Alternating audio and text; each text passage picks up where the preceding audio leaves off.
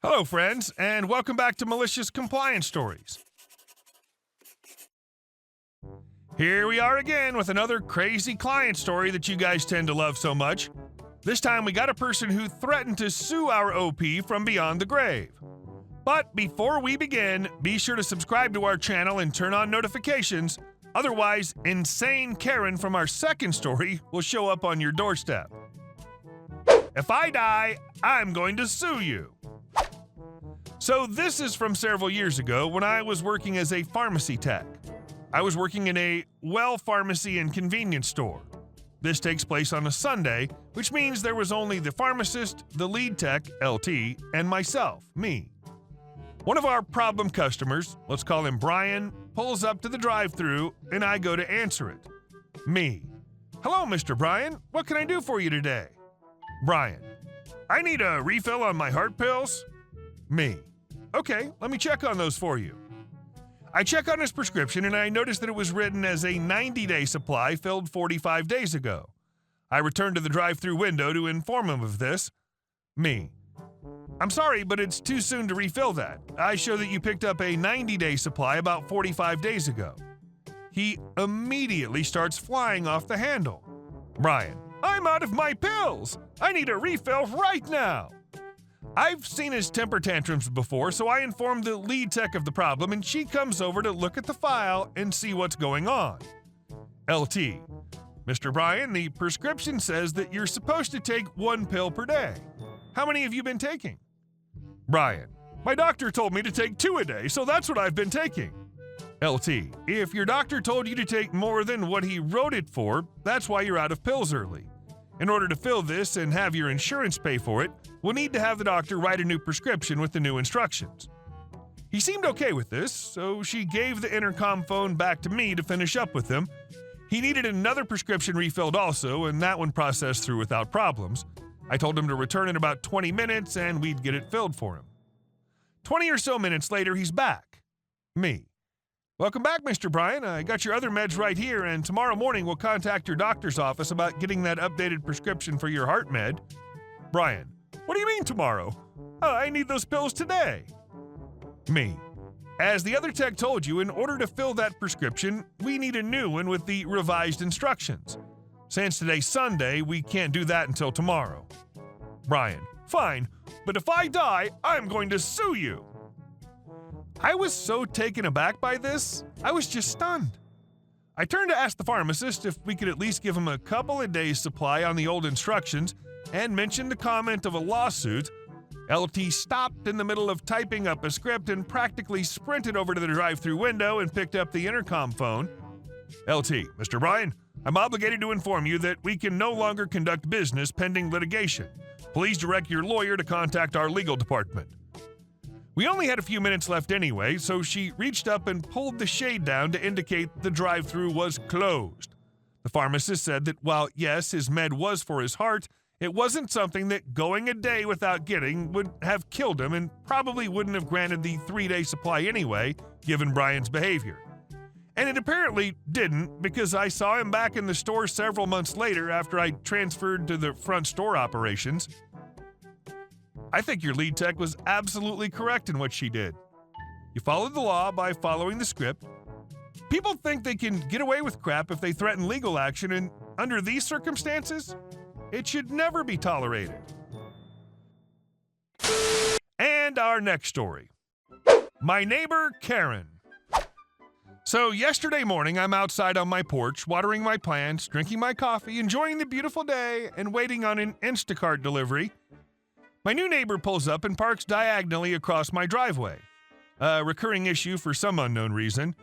My niece, who's diabetic with only 40% kidney function and 1 kidney, is staying with us during the pandemic.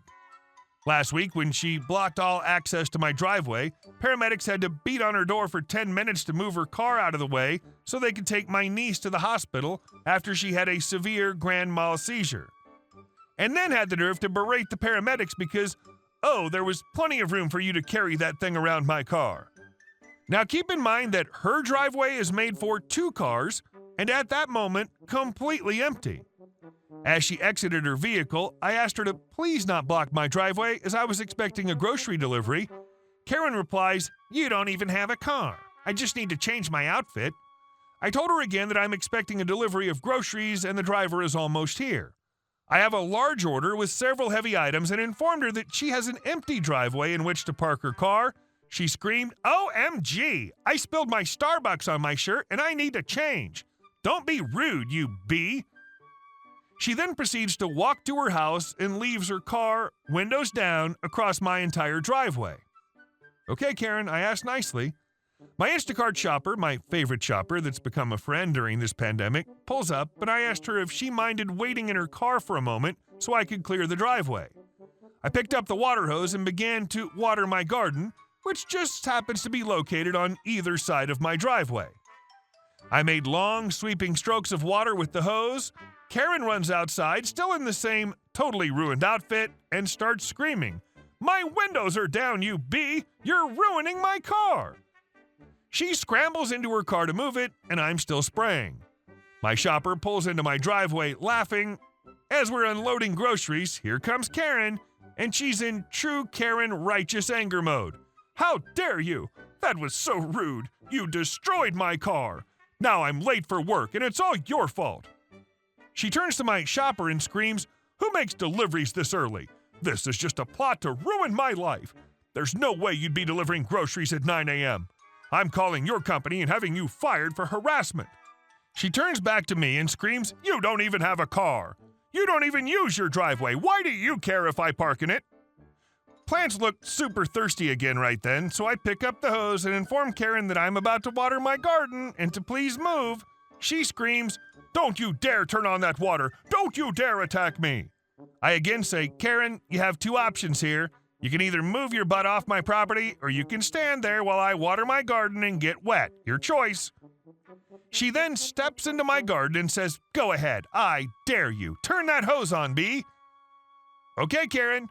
I turn the hose on. Y'all, she lost it, screeching, screaming that I'm assaulting her, and she's calling the cops and pressing charges.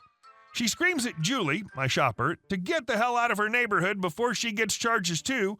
Julie, bless her, says, "Lady, I was ready to leave 10 minutes ago, but now I'm staying put so you don't harass my customer, and I want to talk to the cops if you're calling them." Karen makes a sound I can only compare to a demon and whips out her cell phone and calls 911. I invite Julie to have a cup of coffee while we wait. Police response time in this town is fast. Within 10 minutes, I've got 2 city cops in my driveway. Karen begins her hysterical, "I was assaulted. You need to arrest her. I feared for my life," bullcrap. The second officer comes on the porch to talk to me and Julie. We explain what happened. The cop actually laughed out loud. Uh-oh, Karen heard him. Now she's yelling at both officers. "I want your badge numbers. This is ridiculous. You aren't arresting her because I'm white. My rights are being violated." I'm white, Julie's white, both cops are white. Officer Laugh-A-Lot has had enough. He turns to me and asks, "Have you asked her to leave your property?" "Why, yes, officer," repeatedly. He then turns to Karen and informs her that she needs to leave my property before he arrests her for trespassing. Cue the waterworks from Karen. Officer Laughs-A-Lot isn't falling for it. Cue righteous Karen anger. She steps off my property into the street and starts screaming at the cop that she's going to contact the chief of police, that's a very dear friend, and have his badge before noon. Officer Laughs-A-Lot looks over at her car, parked on the street now, smiles, and takes out his ticket pad and requests her license, registration, and proof of insurance. Karen is now purple with anger. "Oh, you're giving me a ticket? For what? For what? I am a legal United States citizen. You can't ticket me for having an opinion." Officer Laughs-A-Lot says, "I'm not ticketing you for your opinion. I'm ticketing you for dead tags and blocking access to a fire hydrant. I need your license, registration, and proof of insurance now." Karen, now in full meltdown of tears, hands him her license and registration. He requests the proof of insurance again. She then admits she doesn't have insurance on her car. Officer Laughs-A-Lot writes her a ticket for dead tags and no insurance. She's losing her crap at this point, but goes towards her car to move it to her driveway, screaming, "You're getting fired today! Good luck finding another job!" However, Officer Laughs-A-Lot informs her that she cannot legally drive the vehicle without insurance and calls for a tow truck. Y'all, Julie and I laughed so hard we damn near choked on our coffee. So Karen's screaming that this is favoritism and injustice and racism against her. At this point, the other cop, Officer Stoic, loses his crap. He tells Karen she's got a choice. Shut up or be arrested for creating a public disturbance and possibly a mental hygiene warrant. Tow truck arrives and hooks up her car. Karen now starts screaming at the tow operator that what he's doing is communism. You're a communist. Officer laughs a lot and Officer Stoic both tell her to get her butt in her house before they arrest her for interfering with police duties. Karen goes towards her home while crying that she lost pay and she's suing me for property damage, assault, missed wages, and trauma. She's suing the police department. She's suing Instacart. Officer Stoic looks at me, hands me his card, and tells me to contact him if I end up in civil court so he can be a witness for me. I'm pretty sure the sound that came out of Karen's mouth right then is what a nuclear explosion sounds like before she calls her husband, crying that she's being victimized by the police and he needs to come home now.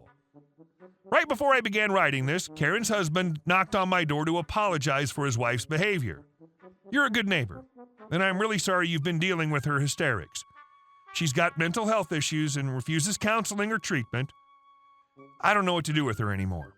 We had to move from our last neighborhood because she just can't accept that she can't control everyone. We're not suing you. I told her that I'll leave her if she files any lawsuit. I'm sorry she acted that way and it will not happen again.